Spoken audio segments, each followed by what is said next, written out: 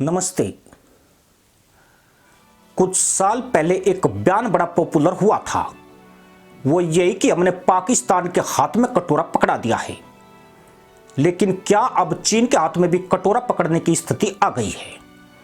ऐसा इसलिए क्योंकि चीन की अर्थव्यवस्था बुरी तरह ढह रही है और वहां पर बढ़ती बेरोजगारी ने कोहराम मचाया हुआ है।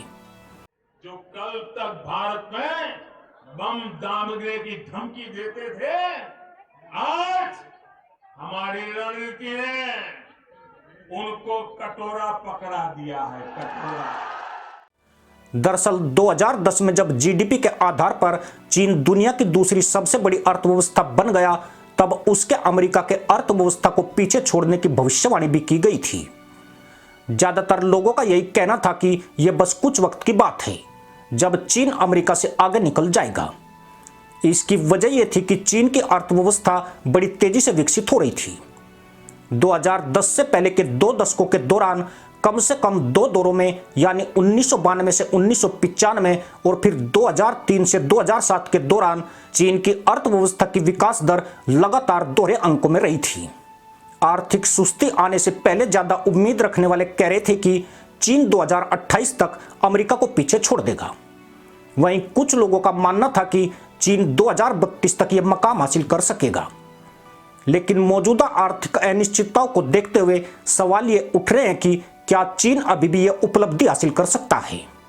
1978 में जब से चीन ने अपनी अर्थव्यवस्था के दरवाजे बाहरी दुनिया के लिए खोले और आर्थिक सुधार करने शुरू किए, तब से उसकी इकोनॉमी औसतन 9% की दर से विकास करती रही है।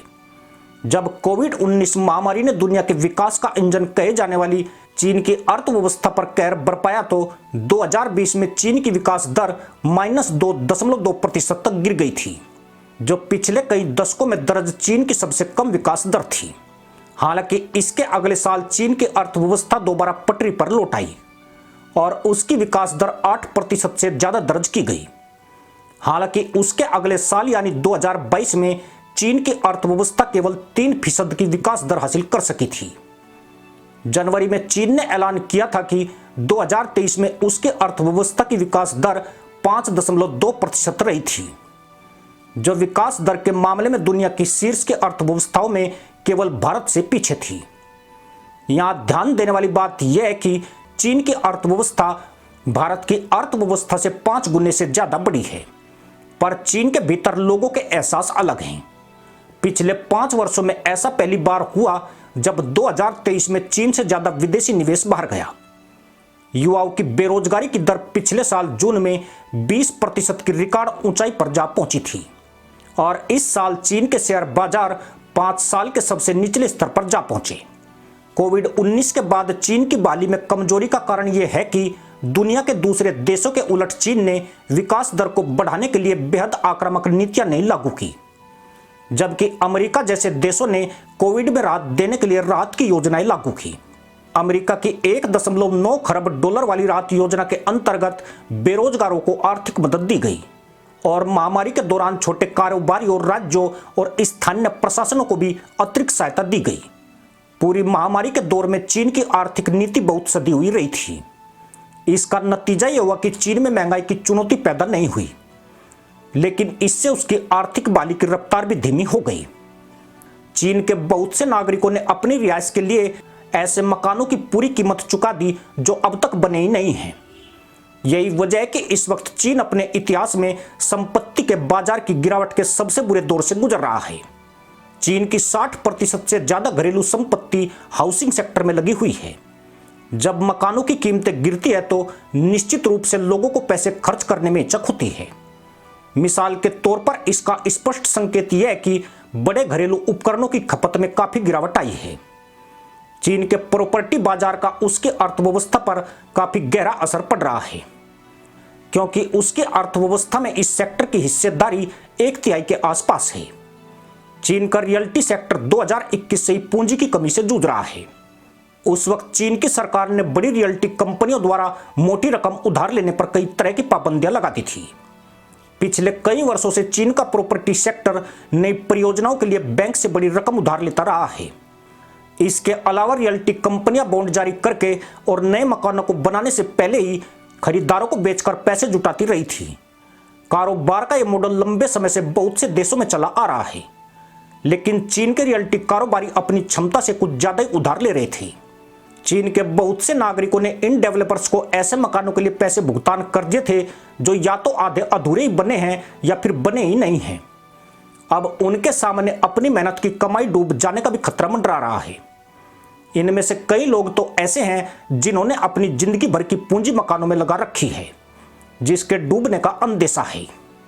स्थानीय सरकारों ने मूलभूत ढांचे के विकास के लिए अरबों डॉलर की रकम उधार ले रखी थी। वो ये उधार चुकाने के लिए जमीनें बेचकर कमाई करने के भरोसे थे। पर अब प्रॉपर्टी के बाजार में गिरावट से इन सरकारों पर भी दबाव बढ़ गया है।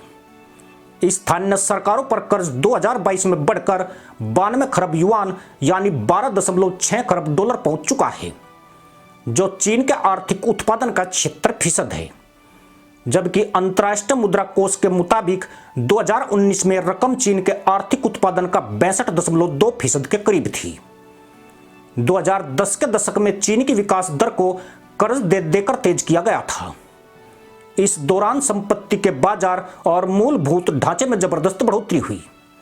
आज जब चीन अपने उस मॉडल से अपना संतुलन बनाने की कोशिश कर रहा है तो ऐसा लग रहा है कि एक विशाल मशीन चलते चलते थकन का शिकार हो गई है और अब इसके कुछ कल पुर्जे खड़खड़ाने लगे हैं। कुछ लोगों को आशंका है कि इस अंदरूनी उथल पुथल से ध्यान हटाने के लिए चीन के राष्ट्रपति शी जिनपिंग ताइवान पर हमले का आदेश दे सकते हैं। सुशासन वाले ताइवान को चीन अपना बागी सूबा मानता है, जो देर सबेर उसके नियंत्रण में आ जाएगा। जिनपिंग भारत और फिलीपींस पर भी कोई आक्रामक कार्रवाई कर सकते हैं ताकि चीनियों का वास्तविक मुद्दों से ध्यान भटकाया जा सके। निश्चित रूप से ताइवान चीन के लिए एक मुख्य मुद्दा है, लेकिन चीन के नेताओं को यह भी पता है कि युद्ध उनके लिए आखिरी विकल्प है, क्योंकि यह युद्ध यूक्रेन से बिल्कुल अलग होगा। यह आर्टिफिशियल इंटेलिजेंस का पहला युद्ध होगा। यह हाईटेक मशीन बनाम मशीन का युद्ध होगा। पिछले एक दशक के दौरान चीन ने अपनी वैश्विक पहुंच बढ़ाने के लिए बेल्ट एंड रोड इनिशिएटिव यानी BRI को आगे बढ़ाया है। इसके तहत चीन ने मूलभूत ढांचों और दूसरी परियोजनाओं में काफी निवेश किया है। चीन ने 152 देशों के साथ समझौते करके 3000 से ज्यादा परियोजनाओं में निवेश किया है, लेकिन BRI की वजह से कई देश चीन के कर्ज जाल में फंस गए हैं। दुनिया के बहुत से कम या औसत आमदनी वाले देशों के लिए BRI के जरिए चीन कर्ज हासिल करना पहला विकल्प बन गया है। 2022 में विश्व बैंक की एक रिपोर्ट में कहा गया था कि मालदीव, पाकिस्तान और श्रीलंका के लिए चीन सबसे बड़ा द्विपक्षीय कर्जदाता देश है। शी जिनपिंग ने हाल ही में नेशनल पीपुल्स कांग्रेस के सत्र में निवेश का जो वादा किया था उसे पहले की तुलना में काफी कम कर दिया गया है। इसका मतलब है कि आर्थिक सुस्ती की वजह से चीन के लिए बड़े स्तर पर विदेश में निवेश कर पाना मुश्किल हो गया है। इसी के साथ अनुमति दोस्तों, जय हिंद, वंदे मातरम।